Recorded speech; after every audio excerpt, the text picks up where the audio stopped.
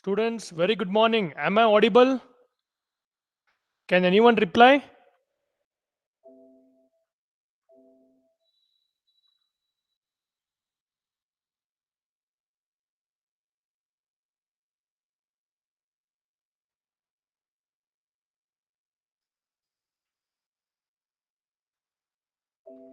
Students, am I audible? Yes, sir. Okay.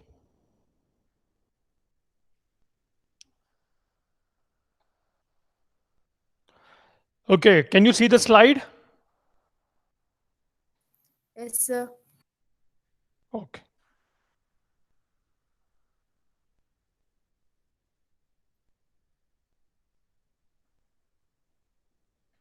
Okay, well, today's topic is concerned. We will start with fire insurance. But before going to fire insurance, let me do a quick recap of the concepts what we discussed in the previous class. Good morning to all and welcome to today's lecture. So, students, can you see the slide? Am I audible? Both the questions at the same time. Can you see the Yes, sir. slide? Okay, perfect. So, in the last class, we majorly discussed about the concepts of health insurance. So, health insurance, as everybody understood in the previous class, it is like other forms of insurance, which is a form of collectivism by means of which people collectively pool their risk. So, a health insurance policy again is a legal contract between an individual or a group of individuals. Then we understood the health insurance policy provisions like a renewal and entire contract grace period. So grace period means what? Suppose if the policy, the renewal date of the policy is say June 25th, so you will be getting an intimation from the concerned company from where you have taken the health insurance that you have to renew your policy. So if you do not renew, what happens? There will be a grace period. So how to renew your policy? By paying the premium, right? So the grace period allows the policy to remain in force for a short period, correct? While the premium is past due. So typically, what was the number of days, or what is the number of days which will be called as a grace period? It was 31 days for annual premium policies, right? Then we even understood about some of the exclusions of health insurance plan. Let me see how many I have joined, and then okay, still students are joining. You should be on time. Okay.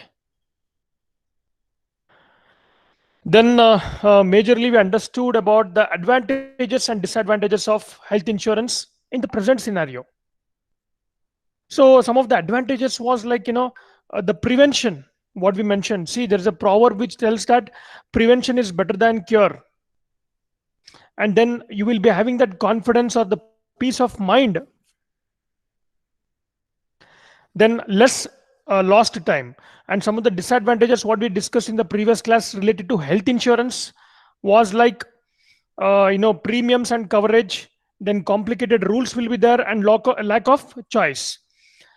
Then we discussed about the following types of health insurance, which was like long term care coverage, disability income insurance, then mediclaim policy, group mediclaim policy, then personal accident policy and child welfare policy, and similarly employee group insurance plan.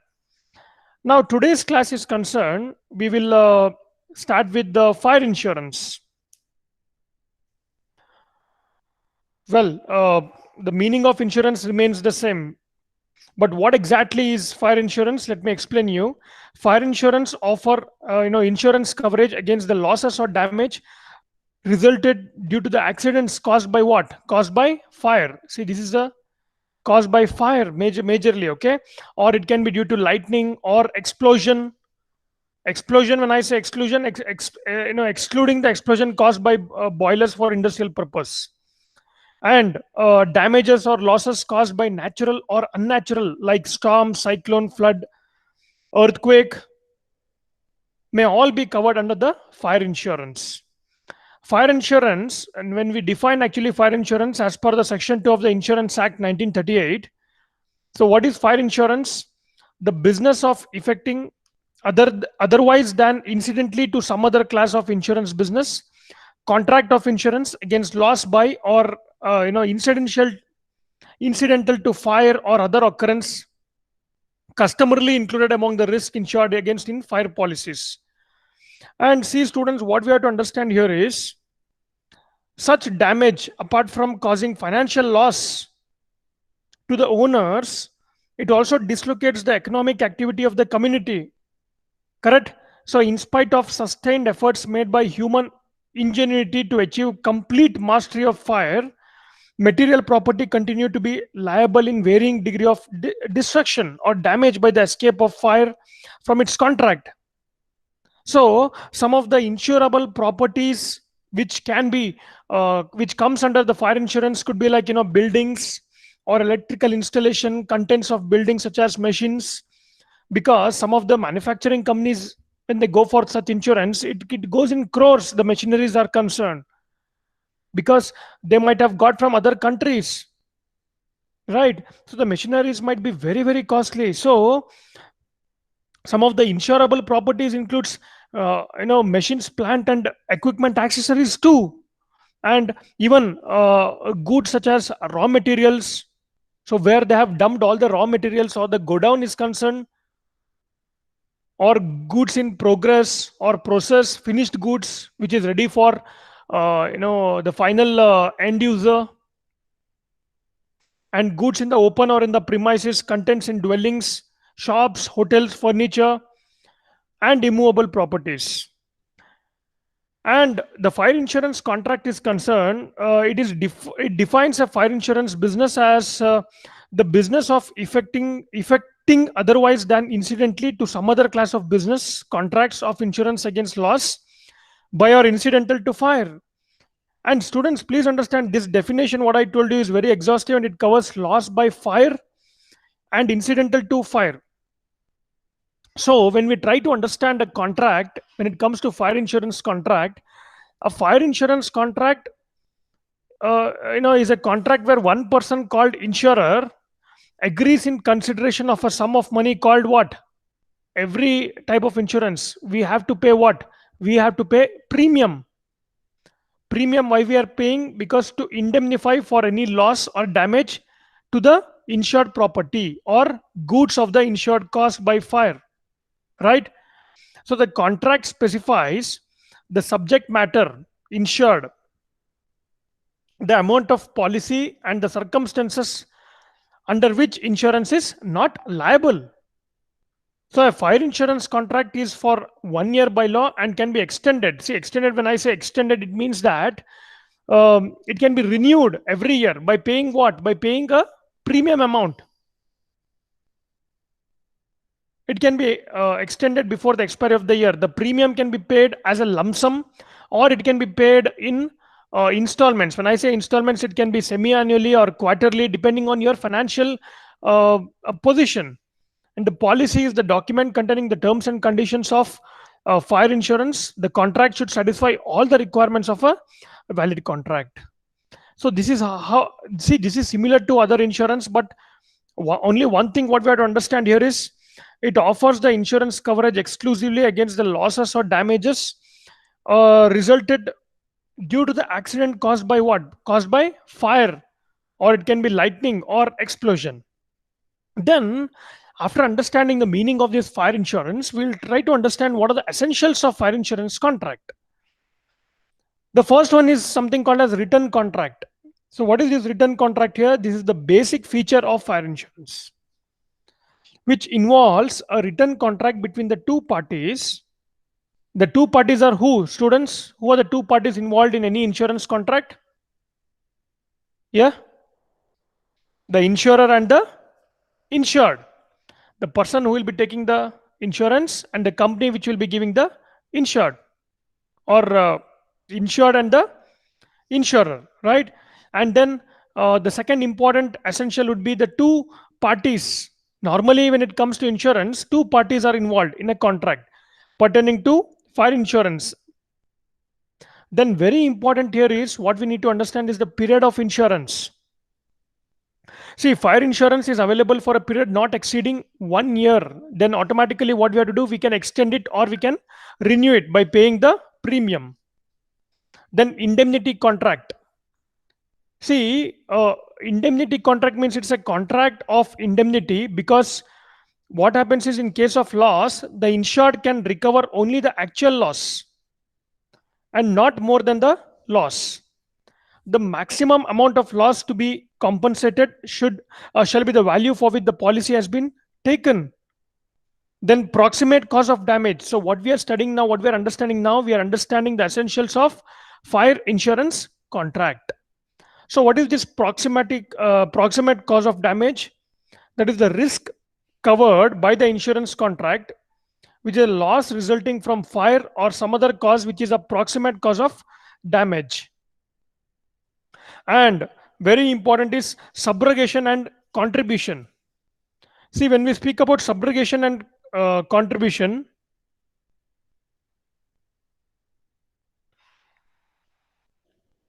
these two principles apply to fire insurance. Subrogation means substitution of a person or a group by another in respect of a debt in insurance claim. So this is done in order to recover the amount of the claim paid by the insurance carrier to the insured for the loss. Now, let me give an example to you, students. An example of subrogation is when an insured driver's car is totaled through the fault of another driver. The insurance carrier reimburses the covered driver under the terms of the policy and then pursues legal action against the driver at fault. And when we understand what is the purpose of this subrogation, subrogation allows your insurer to recoup the cost. When I say recoup the cost, it can be a medical payment or it can be a vehicle repair, right? Including your deductible from the at fault driver's insurance company if the accident was not your fault. So a successful subrogation means a refund for you and your insurer too. But there is a rule for subrogation. The doctrine of subrogation confers upon the insurer the right to receive the benefit of such rights and the remedies as the assured as against third parties in regard to the loss, to the extent that the insurer has indemnified the loss and made it good. Now, students, if I ask you a question, is subrogation good or bad? So, subrogation, when we understand, is the legal right of one party. Please understand the meaning, students, is very important in case of fire insurance. What we are discussing now, we are discussing essentials of fire insurance contract. So that is subrogation and contribution. So what is subrogation? I'm just explaining all of you. The definition of subrogation is the legal right of one party to collect the damages or debt originally owed to another entity by whom? By a third party. So policyholders benefit from subrogation since it keeps premiums low for good drivers and helps insurance company pay claims very quickly.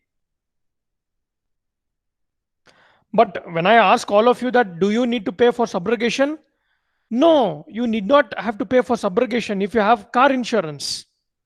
So subrogation is when an insurance company recovers money that they paid out in a claim when their policyholder was not at fault. Please understand this: when the policyholder was not at fault and if the drivers involved are insured. So the process of subrogation will take place between their insurance companies automatically. Now there might be a question like, explain the difference between the subrogation and reimbursement. So all of you by this time have understood the meaning of subrogation. But what is repayment? Typically, if the repayment obligation is based upon the contractual language of the insurance policy itself, it is called as reimbursement. And when the obligation is result of a statute or even common law, then it is called as subrogation, right? So this is about the essentials of fire insurance contract. Then we have its no surrender value. See, there is no surrender value in case of fire policy. Now, what is this no surrender? Let me explain all of you with an example. Now, it is the amount the policyholder will get from the life insurance company or from the non-life insurance company if he decides to exit the policy before the maturity. But here in this case, in case of fire insurance, there is no surrender value only. That means there is no surrender value in case of fire policy. So a regular premium policy acquires surrender value after the policyholder has paid the premiums continuously for certain number of years. So what is the surrender value when it comes to insurance, students? Surrender value is the amount, please understand this concept. Surrender value is the amount that the policyholder receives from the insurer when he or she decides to terminate a policy before its maturity period. I'm repeating once again, before its maturity period. So suppose the policyholder decides on a midterm surrender, that means half the term. In that case, the sum allocated towards the earnings and savings should be provided to the him. Then we have the last, that is essentials of fire insurance contract. That is actionable claim. So, what is this actionable claim in insurance? A fire policy can be assigned as an actionable claim under the Transfer of Property Act 1882. That means actionable claim is a claim to any debt other than the secured by mortgage of immovable property or the pledge or even the hypothecation of some movable property to any beneficial interest in movable property. So when we speak particularly when it comes to insurance, the fire policy can be assigned as an actionable claim under the Transfer of Property Act 1882. So next is very important thing what we are discussing now. It's called types of fire insurance policies. Explain the various types of fire insurance policies. So the first one is called as the floating policy. Please understand the floating policy. So what is this floating policy?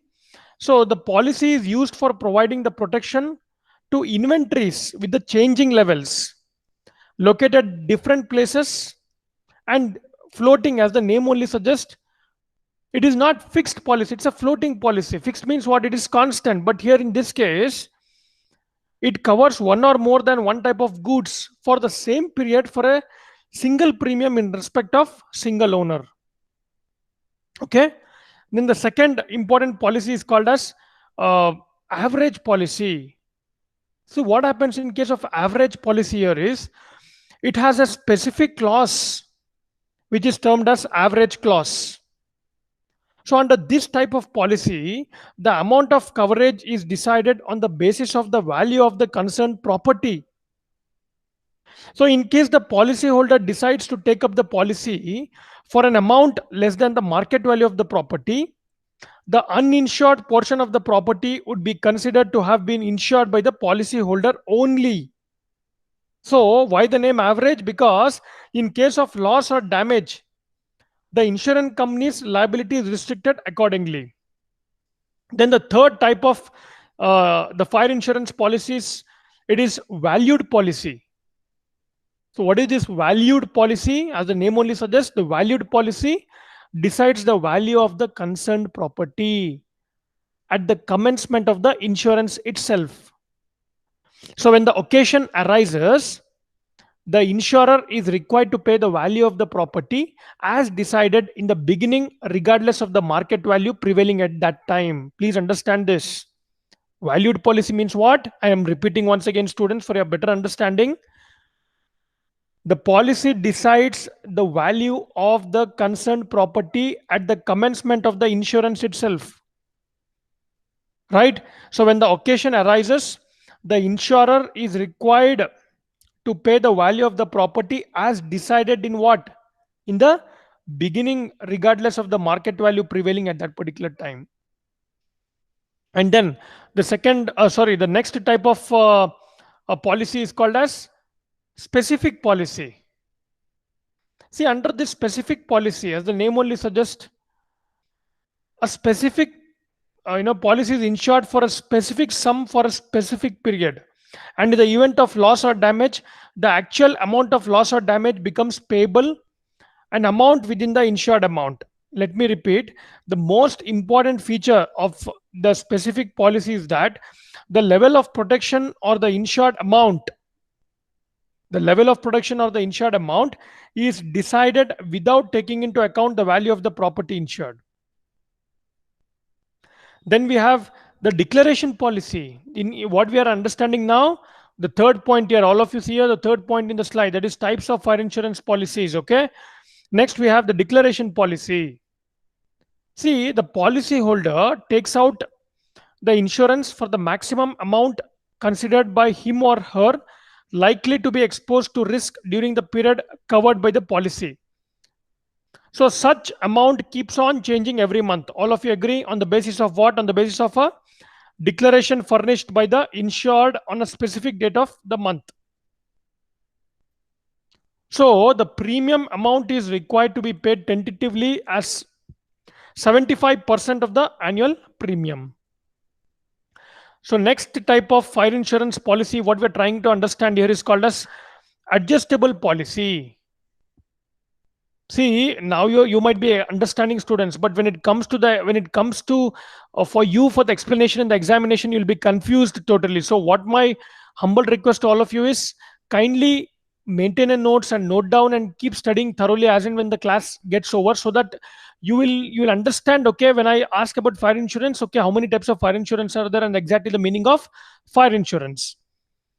Next policy, next type of that fire insurance what we're discussing will be adjustable policy. As the name only suggests, the amount of insurance is variable with the variance in the inventory level which is insured as per the declaration furnished by the business entity. So the amount of premium also varies accordingly and is calculated on the pro rata basis. Next we have is reinstatement policy. So, but before going for that, what is pro rata basis? Anybody? What do you understand by pro rata basis? See, describing a distribution according to some proportion. For example, a salary may be stated as 1,20,000 per year pro rata. This means that if an employee only works for 6 months, his salary will be 60,000. Correct? A salary may be stated as 1,20,000 per year pro rata. That means what? That if an employee only works for 6 months, his or her salary will be half of that. That is 60,000. Okay. Then very important policy, it's called a reinstatement policy. Reinstatement. That means it is designed with the view to circumventing a possible difference of opinion with regard to the indemnity amount of at a later date. So as against other types of policies where only the market value of the loss or damage is covered, please understand. So this type of policy, that is the reinstatement policy, provides reinstatement of the lost property due to fire to new condition regardless of the property value at the time of its damage or loss. So it's called as reinstatement policy. Then we have his comprehensive policy. The coverage of this type of policy is wide, very wide, ranging besides the fire risk it provides, then complete safeguard against other risks such as theft, burglary, riot, damage caused due to pest infestation.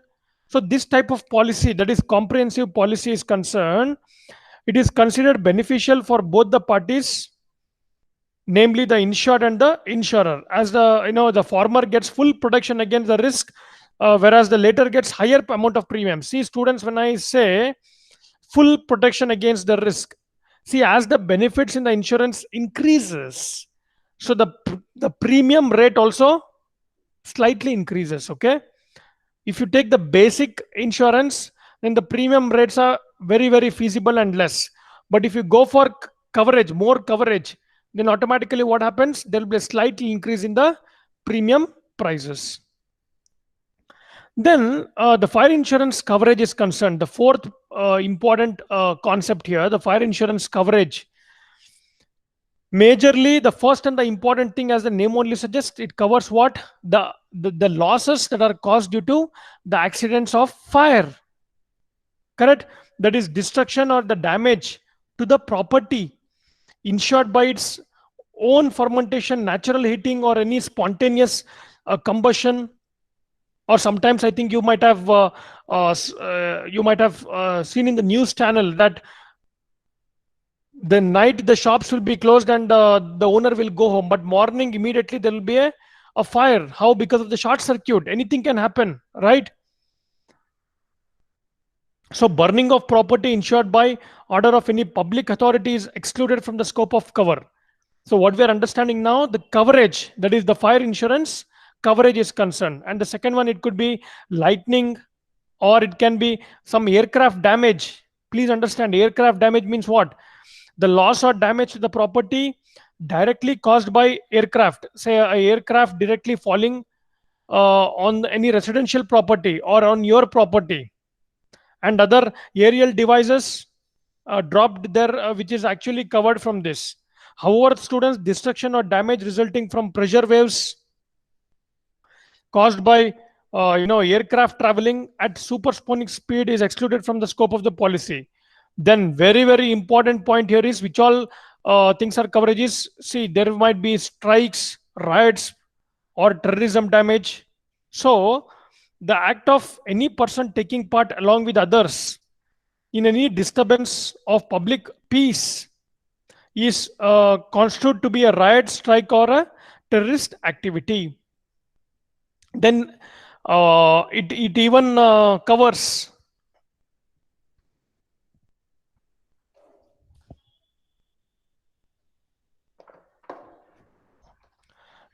storm, cyclone, typhoon, or hurricane, or natural calamity damage. What you can say is, then we have something like leakage from any manufacturing unit or automatic sprinkler installations. So all these, the damages caused by all these circumstances, you can have the coverage from the fire insurance. But there is one thing what I want to tell everyone is, before signing any document, whenever you are taking any type of insurances, you should read all the documents carefully before putting the signature, before signing the contract, before paying the premium. You need to understand the advantages and disadvantages, and then only you can pay the premium and sign the contract. Okay? Otherwise, what happens? If the loss happens, then the company person or the representative will come and tell you that, okay, this particular loss cannot be covered, right? So then you will be totally, again, you will be in loss. So why we normally take insurance? In order to minimize the loss, students. But because of your foolishness, because you have not read the document carefully, because without understanding the terms and conditions or the exclusions and inclusions of the insurance policy, you are simply paying the premium. And if loss happens, if the company people or the company representative tells that it is not under, it is not under our, it is not covered, then you will be in double loss. The first loss is the premium, whatever you have paid, it is of no use when the loss happens. And the second thing is actual loss which has happened, right? So, very important thing is, people today, I tell many people before signing, though the person who has come to take the signature, he might be a friend, relative, or anybody. So, it's your hard earned money, you are putting it. So, you have to read the document. Let you tell them, you come tomorrow and collect the document, you keep it in your home and study the entire document. If you're not understanding, ask them, but do not put the signature before thoroughly understanding the contract. Otherwise you will be in huge loss. Okay, so this is about fire insurance. Next we'll go for the marine insurance. As the name only suggests, students, marine means what? Water, right? So the coverage of marine insurance is inclusive of all the perils of the sea. That is, it can be a ship, the theft which has happened in the ship, or a fire. So your goods will be moving on the sea, and any loss which happens above the sea or on the sea, like theft, fire, or it can be collision of two ships, etc. In respect of three basic risk areas associated with the marine business, which is namely very important. Please understand: hull, cargo, and freight. Okay. So it's a contract whereby the insurer undertakes to indemnify the assured in the manner and to the extent thereby agreed against marine losses. So that is to say, loss incidental to marine adventure. Right? So the business of affecting the contracts of insurance upon the vessels, which includes cargo, freights, and other interests which may be legally insured. Okay. Now, after understanding this marine insurance, the meaning of marine insurance, we will understand very, very, very important concept. It is types of marine insurance. Okay. The first one is called as hull insurance. That is, let me spell to all of you: HULL, hull insurance. Here, the insurance of vessel and its equipments are included under hull insurance. Let me elaborate more with lot of examples to all of you. It covers the losses to the vessel itself from specified perils. So usually there is a provision that the marine hull should be covered only within the specified geographic limits.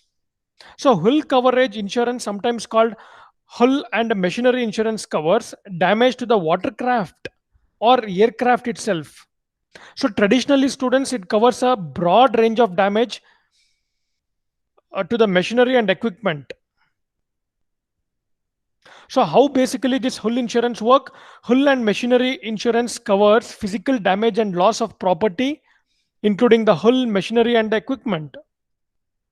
So the exact risk insured will be prescribed by the insurance contract, and it differs from company to company. So what is this? The insurance of vessel and its equipments, which are included under hull insurance.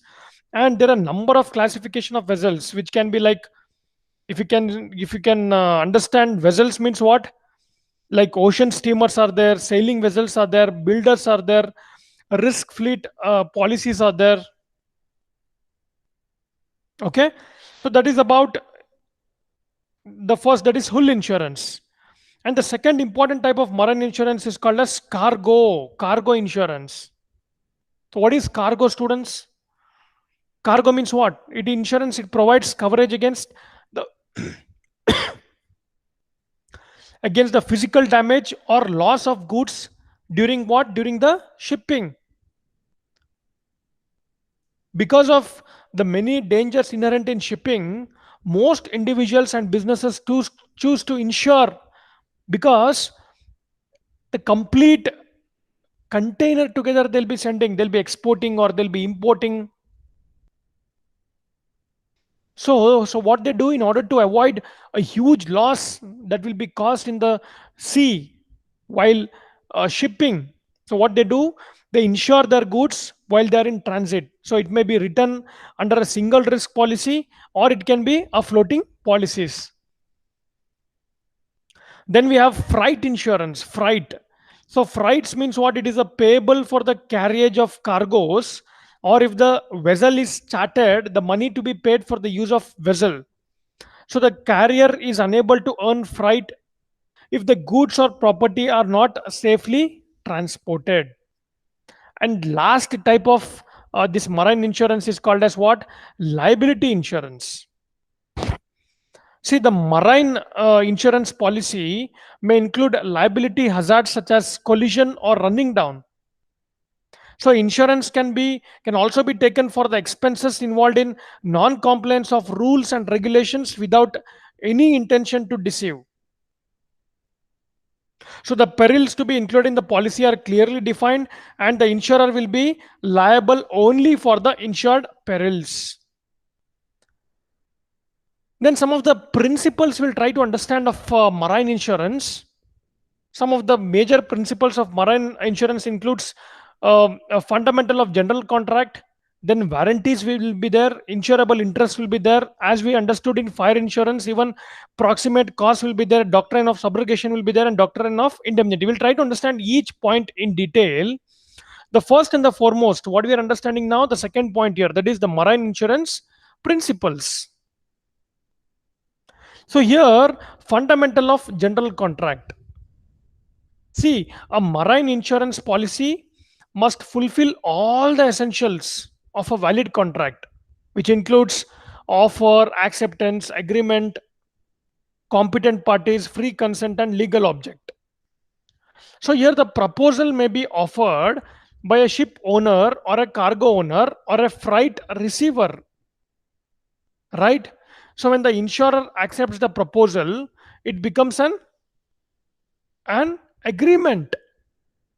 And whom do we call as insurer? The insurer is an underwriter, and the person taking insurance is called insured. And here the premium is determined on the basis of risk covered and is paid at the time of signing the contract. And the second principle of this marine insurance is called insurable interest. See, an insured person will have insurable interest in the subject matter where that person stands in any legal or equitable relation to the subject matter in such a way that person may benefit by the safety or due arrival of insurable property.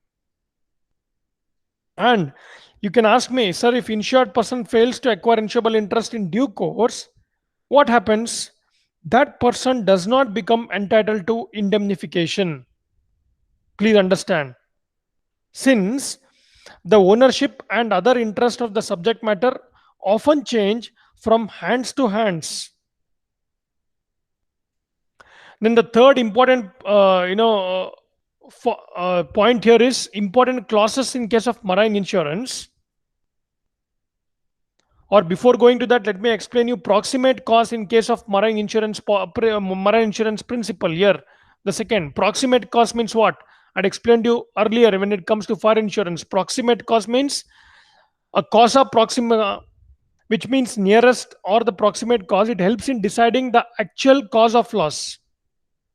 Correct, students? When a number of causes have contributed to the loss. So if the proximate cause is insured against, the insurer will indemnify the loss. Correct? In other words, what we can say, proximate cause is a legal term that refers to exactly how a loss occurred. So the cause of a loss must be established because only risk specifically insured against can be compensated. Only those can be compensated. So if there is more than cause for a loss, the dominant and effective cause is the one considered. So a more remote cause will not count actually, students. Then very important in case of marine insurance, what we are trying to understand here, we are understanding marine insurance principles. Here we need to understand warranties, the meaning of warranties here. Warranties means what? As the name only suggests, a warranty is that by which the assured undertakes that some particular thing shall or shall not be done. So warranties are the statement according to which insured person promises to do or not to do a particular thing. So it is merely a condition but the statement of fact. So it can be two types of warranties. One is called as express warranties and implied warranties. What is express warranties? As the name only suggests, there are those warranties which are expressly included or incorporated in the policy by reference. Whereas implied warranties means what? These are not mentioned in the policy but are tactically understood by the parties to the contract and they are fully binding as express warranties. So next we'll understand the important clauses in marine insurance. Some of the important clauses are like name of the ship and master. These are very important clauses. So what is this name of ship and master? The name of the ship and the master for the voyage which is insured. Then valuation clause means what? This clause states that actual value of the goods as agreed upon between the underwriter and the insured in case of a valued policy And in the case of an open policy, a bland is left after the words and shall be valued at. See, students, for you, you might be thinking, sir, why marine insurance might be required, or what is the use of marine insurance? See, it is some of the benefits. I'll tell you, it can be like some of the common points covered under marine insurance: sinking, stranding, fire explosion can happen, right? Or loss in loading or unloading the cargo can happen, right? Because you are sending the manufactured goods or the raw materials from one country to another country, or from one continent to another continent, so anything can happen there. So this marine insurance will gives a peace of mind, or will boost your confidence, because total loss coverage will happen here, correct? Or it can be collision, overturning, derailment, accident can happen, or it can be natural calamity. Suddenly, the waves or the wind can be so strong that some of the goods might get damaged. So you don't know. So that's the reason, some of the companies or the individuals, those who are exporting or importing or sending their manufactured goods to other countries where the clients are located, they'll go for marine insurance. And then important clauses in marine insurance, which includes parties. That means all the people or all persons competent to contract may be parties to policy of insurance. So a policy may be underwritten or undertaken either by an insurance company or an individual underwriter. Then very, very important is what? Receipt of premiums and the rate charge. See, the receipt of premium and the rate charge are stated in this clause. The premium is the consideration paid by, see, once again I'm telling you, students, this all loss can be covered only if you pay the premium within the stipulated time, or only if you renew the premium every year. Sorry, only if you review the policy by paying the premium before the renewal date. So premium is the consideration paid by the insured to the underwriter for undertaking to indemnify him against the loss as per the terms of policy. Right? Then we'll try to understand some of the marine insurance policies. The fourth point here. The first one is called as voyage policy. They might ask you explain the various types of marine insurance policies. So the first one is called as voyage policy. So this type of policy covers the subject matter in respect of a specific voyage. Notwithstanding the time taken in the voyage, the policy comes into force simultaneously with the beginning of the voyage by the ship. That means at the early point itself. Then the second important type of marine insurance is called mixed policy. See, students, when you take each insurance, they'll be having several. That, see, marine insurance itself is a subject. Fire insurance itself is a subject. Life insurance itself is a subject. There are a lot many things which you need to understand here. Every day there are a lot of changes which are happening in the insurance sector. It can be life or non-life. Okay, so mixed policy means what?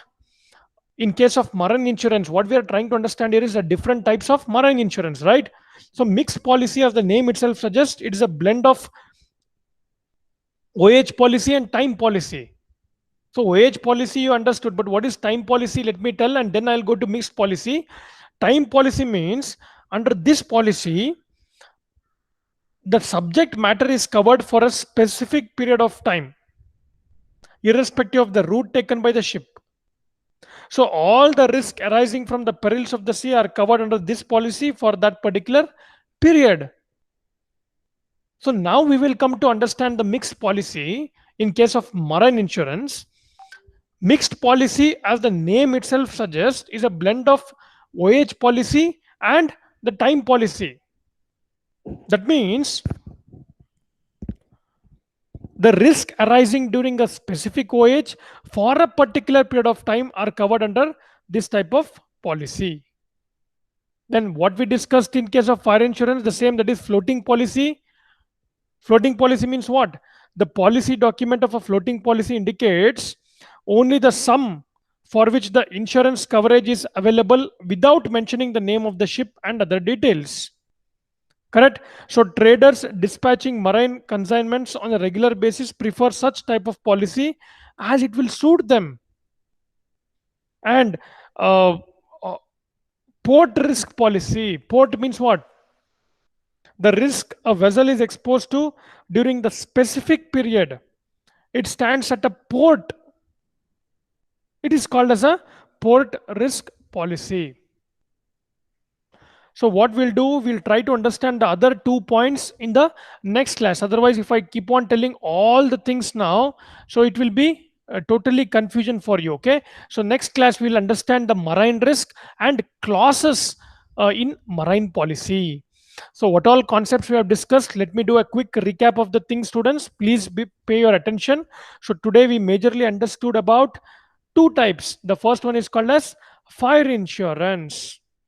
So fire insurance means what? Anybody? So students are very silent today because of rain.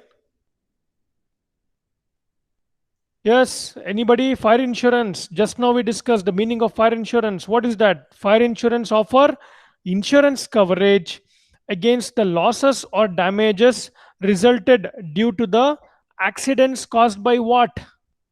Caused by fire, lightning, or explosion. Then what we discussed fire insurance contract, then essentials of fire insurance contract, and types of fire insurance policies. Then after that, we majorly understood the meaning of marine insurance. So wherein we have to understand the different types of marine insurance, which is like hull insurance, cargo insurance, and freight insurance. Then important clauses in marine insurance. And finally, today what we discussed was marine insurance policies. In the next class, I'll be taking you to marine risk and clauses in marine policy. Okay, students, thank you so much for your patience listening. I will end the session. Have a fantastic day ahead. Thank you so much once again to all of you. Take care.